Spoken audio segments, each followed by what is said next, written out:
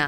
এবং খুব অদ্ভুত ব্যাপার কি, একটা মেয়ে যদি প্রচণ্ড গরিব ঘরেও থাকে, তার বাবা মার অভাব অনটনের সংসারও থাকে, তাও কিন্তু বাবা মা মিলিয়ে ঝিলিয়ে যেভাবে হোক খাওয়া দাওয়া করে।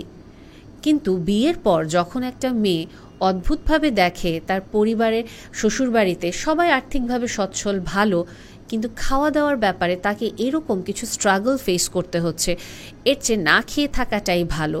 খেলেই তাকে কথা শুনতে হচ্ছে, এত বেশি খেও না, মোটা হয়ে যাচ্ছ, বা মেপে মেপে খেতে দেওয়া হচ্ছে, বা সে কোনো রকমভাবে তার হাজব্যান্ডের দিক থেকেও কোনো সাপোর্ট পাচ্ছে না।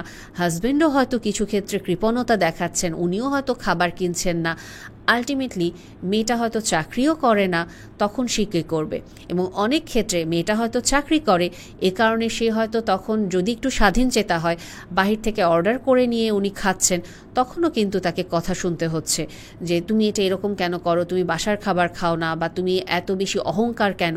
কিন্তু মেয়েটা যদি পয়েন্ট আউট করে সমস্যাটা তো এখানে হচ্ছে, এখানে আমি সাফার করছি, স্ট্রাগল করছি। অনেক ক্ষেত্রে হাজব্যান্ড যিনি থাকেন, এটা তার ইগো অনেক বেশি হার্ট হয়ে যায়, তারা এটা অ্যাকনলেজ করতে চায় না, এবং অনেক ক্ষেত্রে প্রচণ্ড রকম ঝগড়া শুরু হয়ে যায়, কারণ হাজব্যান্ডের ভালো লাগে না নিজের মা সম্পর্কে এই কথাগুলো শুনবেন, এবং মেয়েটাও আসলে না বলে থাকতে পারছে না, কারণ তার তো আসলে কষ্ট হচ্ছে। চক্ষু লজ্জার কারণে একটা নতুন বউ হিসেবে গিয়ে সে হয়তো এটা চেপে আছে, কিন্তু কতদিন সে চেপে থাকবে?